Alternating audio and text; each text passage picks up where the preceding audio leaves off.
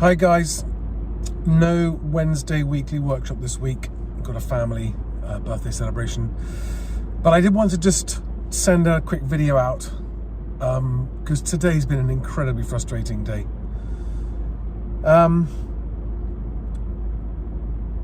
As you know, I'm here to help people who are moving house with advice on how to handle agents, how to offer, how to make sure you sell your house properly, etc. And I also try and share information about why the housing market is in the condition that it's in, why affordability is so bad, etc. And today I was invited on a podcast, Kezia Noble as the host and Russell Quirk as the other guest, to discuss it. And I didn't get a chance to discuss it. And it just made me realise that one of the problems, and one of the reasons, and there are two reasons, right, that we have such a big, widespread housing affordability crisis. There is no shortage of housing, there's a shortage of money, because houses have gone up in price a lot more than wages have over the last 20 years. And I realised today that for all the people who work in the property industry and who are making a good living from it, they don't actually care. That is the revelation that I got today. Now, some of you are going to go, well, of course, Charlie, that's obvious. We all knew that. But I'm talking about people who do talk about it and who make a big deal about talking about housing market and fixing the housing market on social media. They're all right, Jack. They don't care.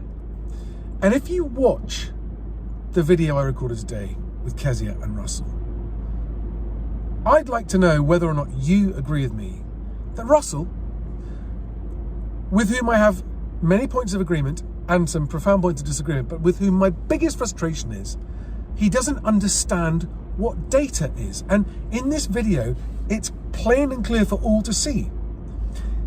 He goes, well, let's talk about some data, and then proceeds to not actually quote any data. He's a very verbose, he can talk till the cows come home. He's a dirty arguer. He just wants to run you down. The moment you're saying anything that combats what he's saying, he just literally verbally steamrollers you. And you can't get a word in edgeways. And that's why I got so frustrated today. His ideas on fixing the social housing crisis are absolutely spot on 100%, and I agree with them. And he might have helped do with that, but he kind of, in my opinion, massively undermines any value he brings to an audience wanting to know about the housing market when he just starts to ignore and cut you off when you're talking about points of debate. For example, the actual truthful things that are causing house prices to be too high. What caused it, how we got here, what's going on. He just doesn't want to talk about it. And says stuff like, oh, there's no affordability crisis. I mean, if he actually believes that, he is qualified to be the politician he wants to be, because he's properly out of touch. And I'm going to say right now what I wanted to say in that video about affordability. As Housing Stiggy, with whom I had dinner last night, explained to me in great detail to reinforce the point to me, so that when I'm talking to you, I can get it across. The number one driver of house price inflation being higher than wage growth is lending, and expanding lending, by which I mean lending larger multiples of salary and for longer periods of time. Every time that happens, it makes the affordability crisis worse. It's not the only thing. There are other things as well. There's Help to Buy, there's interest rates, low interest rates, cheap debt, all that kind of stuff. But ultimately, when you increase the leverage, long word that Rusty might not understand. In other words, the amount people can borrow with the same salary, thereby increasing their budget, those people who apparently are not afraid of overpaying will use all the loan available to them to bid up and bid up and bid up property prices. And whilst those people borrowing those multiples think it's a good idea and think, well, this is getting us on the housing ladder, otherwise we wouldn't have gone on it, and they might be happy about it short term, they won't be happy about it long term, but they're leaving everyone else behind. That is why there's an entire generation who've effectively lost out on the chance to own a home.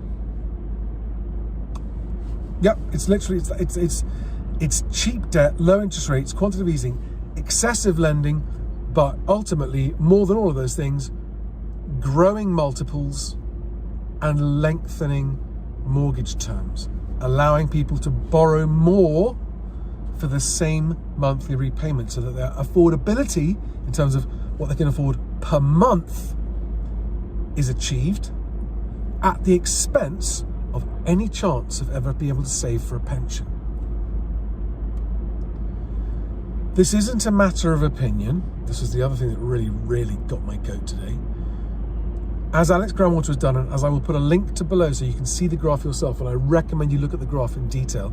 There's a lot of what got into it, and it explains so much.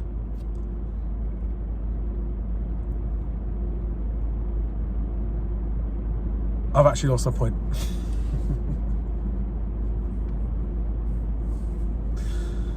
So sorry guys, I'm sorry there's not a housing